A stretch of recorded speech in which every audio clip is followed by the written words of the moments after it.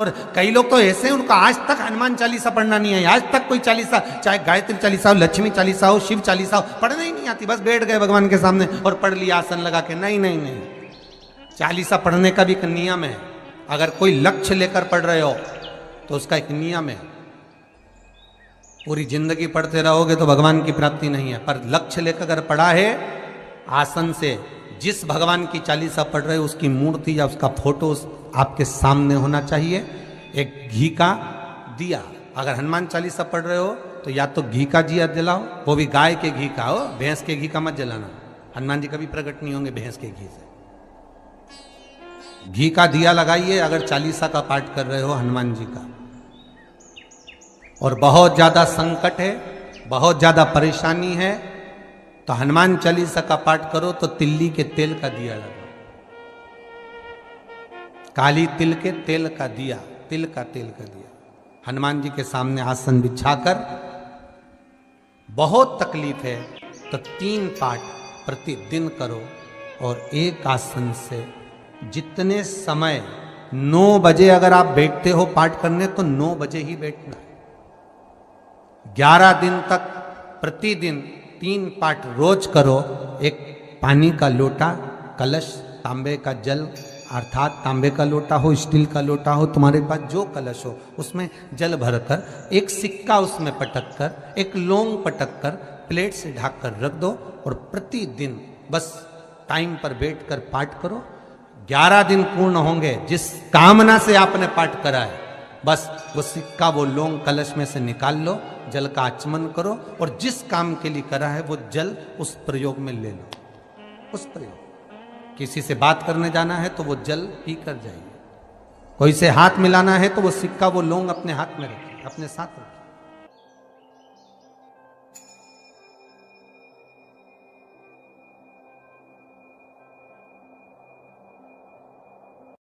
श्रोता भाई बहनों से केवल इतना सा निवेदन है कि जिस भूमि को, जिस मकान को, जिस जमीन को, जिस जायदाद को आप बनाना चाहते हैं, जिस प्लाट को आप निर्मित करना चाहते हैं, कई कई घर ऐसे किराए के मकान में रहते थे तो अच्छे रहते थे, जब से घर बनाया प्रवेश करा तब से रो रहे हैं। 25 बार वास्तु शास्त्री वालों को बुला लिया, उसने यहाँ से सीढ़ी तोड़ दो, यहाँ से बना दो, यहाँ बाथरूम तोड़ दो, यहाँ से बना दो, ये पीछे से रास्ता कर दो, यहाँ से बना दो। ईमानदारी से कहना, पहले के समय में क्या वास्तु शास्त्री होते थे? नहीं। घर के बुजुर्ग कहते थे यहाँ कमरा बना दे बेटा, बेटा कमरा बना देता, यहाँ रसोई घर बना दे बेटा। घर के बुजुर्ग कहते थे वहां कमरा बनता था, घर के बुजुर्ग कहते थे वहां पर भोजन बनता था। उसके बाद भी उनके घर में शांति होती थी, फिर भी उनके घर में समृद्धि होती थी, लक्ष्मी की कोई कमी नहीं होती थी। कमाते कम थे पर ऐश की जिंदगी जीते थे, सुखमय जीवन जीते थे। आज के जमाने में बेटा कमा रहा, बहू कमा रही, पोता कमा रहा, पोती कमा रही, दादा कमा रहा, सारा घर कमा रहा है, उसके बाद भी सुख और समृद्धि और शांति नहीं है, उसके बाद भी आनंद की अनुभूति नहीं है, उसके बाद भी हमेशा रोना केवल सुख का होता है। जरा सा घर में 4 लोग रह रहे हैं पर चारों के मुंह भगोने जैसे रहते हैं, एक तपेले जैसा मुंह, एक भगोने जैसा मुंह, एक थाली जैसा मुंह, एक बल्टोई जैसा मुंह, सब कोई बोलने को तैयार नहीं, क्योंकि जब जब बोले तो बर्तन की आवाज आए तो बोलेगी। एक माँ बैठी टीवी के सामने, एक माँ बैठी, एक सोफे पे बैठा, बोले ही नहीं आपस में। वो सुख गया का महाराज। कई लोगों के मैसेज आते हैं, गुरुजी हम बड़े दुखी हैं, कारण क्या है? बस कारण इतना सा है कि आपने जब मकान का निर्माण कराया, वास्तु शास्त्री को बुलाया, इंजीनियर को बुलाया, सब ठेकेदार को बुलाया, सबको बुलाकर मकान, प्लाट, जमीन, जायदाद सब दिखवाया, पर आपने उस भूमि पर पद्म पुराण कहती है, धेनु मानस कहती है, स्कंद पुराण कहती है कि उस प्लाट पर आपने 3 दिन तक एक गौ माता को नहीं बांधा। 3 दिन तक एक गाय को उस प्लाट पर बांध कर चारा खिलाते, ना वास्तु शास्त्री को बुलाने की जरूरत पड़ती, ना कभी समृद्धि की, ना सुख की जरूरत पड़ती, क्योंकि गाय उस जगह से सारी इंद्रियों को आनंदित देकर सुख प्रदान कर देती है। उस जगह के सारी रोग, बीमारी, कष्ट, तकलीफ, दुख को गौ माता खींची। गौ माता जैसी जगत में कोई नहीं हो सकता। हाथ में घड़ी नहीं बांधती गौ माता, पर 4 बजे आपके यहाँ रोटी मिलती है तो 4 बजे खड़ी मिल जाती है। 3 बजे भोजन मिलता है तो 3 बजे आपके दरवाजे पे मिल जाती है। 1:30 बजे भोजन दोगे तो 1:30 बजे ही मिलेगी। 1:20 पे दोगे तो 1:20 पे ही मिलेगी। कोई घड़ी नहीं बांधती, फिर भी समय पर आ जाते हैं। क्यों? क्योंकि भगवान ने उसको ऐसा बनाया है, 33 कोटि देवताओं ने उसमें ऐसा विराजमान कर दिया है कि जगत का वो कल्याण कर सकती है। उसका एक एक अंश जीव का कल्याण करने वाला है, एक एक अंश जगत का उद्धार करने वाला है। पर हम ये आज के युग में हम उसको भूल गए। आज के युग में हम ये सोचते हैं कि हम वास्तुशास्त्री को बुला लें, वो ये बता दे हमने ये फ्लैट बनाया, हमने ये मकान बनाया, इसकी छत कैसी, इसका कमरा कैसा, वो बता देगा, सब कुछ बता देगा। उसके बाद भी लोगों को क्या सुख नहीं है, उसके बाद भी शांति नहीं। फिर चलो तो चलो किसी बाबा जोगी क्या बोल रहे जो ऐसा घूम घूम के बताता, और उसके यहाँ जाकर पूछ लिया, बताओ बाबा जी हमारे घर में शांति नहीं, तो बाबा जी एक ही बात बोले, तेरे ही घर का है जिसने कुछ कर दिया। अब इसको याद आया 15 दिन पहले मेरी जेठानी से लड़ाई हुई थी, उसी ने कुछ करा होगा। अब बताओ बाबा जी ने आपस में ऐसा बीज बो दिया कि घर और जुड़ा हुआ था तो टूट गया। कोई बाबा जोगी सन्यासी तपस्वी साधक उपासक कभी नहीं कहता कि घर का है। हमेशा याद रखो, संसार में किसी की सामर्थ्यता नहीं है कि कोई आपका बुरा कर दे, किसी की सामर्थ्यता नहीं। संसार में किसी की सामर्थ्यता नहीं कि आपका बुरा कर दे, बस आपका बुरा आपका किया हुआ कर्म करता, कोई दूसरा नहीं कर सकता। एक नींबू गिर गया दरवाजे पे तो 14 दिन तक नींद नहीं आई। सीसीटीवी कैमरे में देखो कौन पटक के गया, मेरे को तो 3 दिन से शंका हो रही पड़ोसन। अब बताओ, जब कैमरे में देख लिया तब मालूम पड़ा बेचारा साइकिल वाला सब्जी लेके जा रहा था उसके घर पे और नींबू पॉलीथीन से टपक गया। तब सुकून मिला कि ये नींबू, तब सोई आराम से कि पड़ोसन ने कुछ नहीं किया।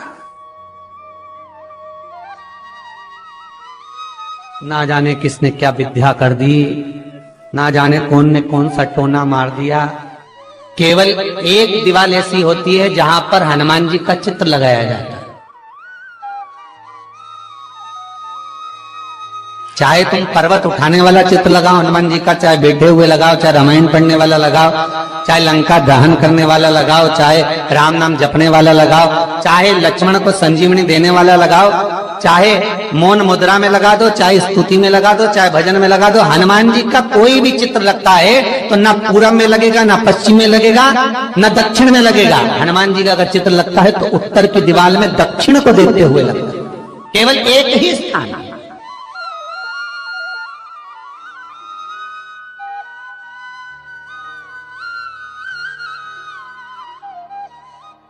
जैसे पूर्वजों के चित्र को, पितरों के चित्र को, गए हुए हमारे जीवों के चित्र को दक्षिण में विराजमान किया जाता है, उसी तरह हनुमान को उत्तर में विराजमान कर कर दृष्टि दक्षिण में कर दी जाती है।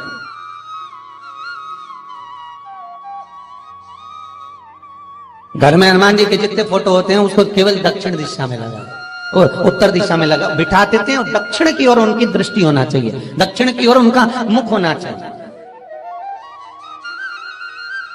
क्यों महाराज, अगर व्यक्ति के जीवन में कोई बीमारी आने वाली है, व्यक्ति के जीवन में कोई रोग आने वाला है, व्यक्ति के जीवन में अगर कोई कष्ट आने वाला है, व्यक्ति के जीवन में अगर कोई परेशानी आने वाली है, व्यक्ति के जीवन में कोई एक्सीडेंट का योग भी बनने वाला है, तो शास्त्र कहता है वो दिशा दक्षिण से ही बनता है।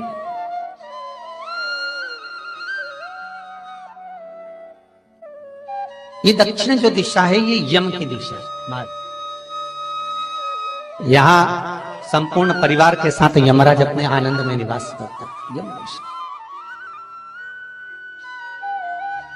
और जब हमारे घर में, हम ये नहीं करें कि आप हनुमान जी का फोटो लगाओ, हम ये भी नहीं करें, आपके घर में हो और आपने अगर विराजमान कर रखा है किसी दिशा में तो हमारा तो निवेदन रहेगा, अभी तक आपने अगर जैसा रखा पर एक बार दिशा बदल कर देखना कि रोग, बीमारी, कष्ट, दुख, तकलीफ में आपको लाभ मिला कि ना मिला।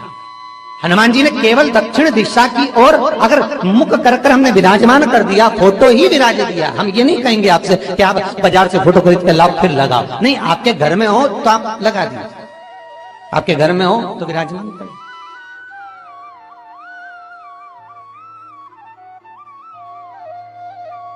अच्छा, कितनी विपरीतता है वो भी आप जरा जानिएगा महाराज, कि शंकर भगवान के ऊपर जो जल चढ़ाया जाता है उसकी जलाधारी उत्तर में जाती है। कई लोगों को तो आज भी तुलसी उतारना तक नहीं आता कि तुलसी का दल कैसे उतारा जाता है। कई जगह तुलसी के क्यारे के नीचे शंकर जी का शिवलिंग रख दिया जाता है महाराज, नहीं है ध्यान, बस चल रहा है स्मरण।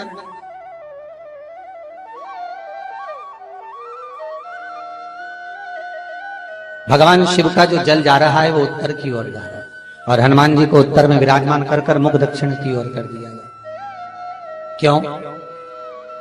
प्रबल दिशाओं में उत्तर और दक्षिण, महाराज ये जो दो दिशाएं इनको साधने के लिए कोई देवता आगे नहीं आता। अगर इन दिशाओं को कोई साधने वाला है तो केवल एक देवाधिदेव महादेव ही हो सकता है। काल का हरण करने वाला वो महाकाल ही हो सकता है। शंकर का ही एक अवतार है हनुमान जी महाराज, रुद्र अवतार महाराज। हनुमान जी से कहा तुम दक्षिण की ओर दिशा पर संभालिए। शिव जी कहते हैं मेरा जल जब उत्तर की ओर जाएगा तो इस दिशा को मैं संभालू, चिंता ना करिए। किसी लड़का और लड़की का विवाह नहीं हो रहा, 30 साल हो गए, 32 साल हो गए, 34 साल हो गए, लड़का लड़की का विवाह ही नहीं हो रहा। बहुत टेंशन है माता पिता। कोई मंगली है, कोई मांगलिक है, थोड़ा ढीले कम करो, प्लेन रखो। कोई मांगलिक है, कोई मंगल है, संबंध हो ही नहीं रहा। बहुत प्रयास कर रहे हैं, बहुत। 4 दिशा का स्मरण करिए, पूरब पश्चिम उत्तर दक्षिण का। हथेली पर आटे का दीप लगाइए, घी भर लीजिए और 4 बत्ती उसमें अलग अलग रख लीजिए महाराज। थोड़ा सा पीला चावल हल्दी में कर कर उसमें डाल लीजिए। जो लड़का और लड़की का विवाह करना उसी के हाथ में देना है।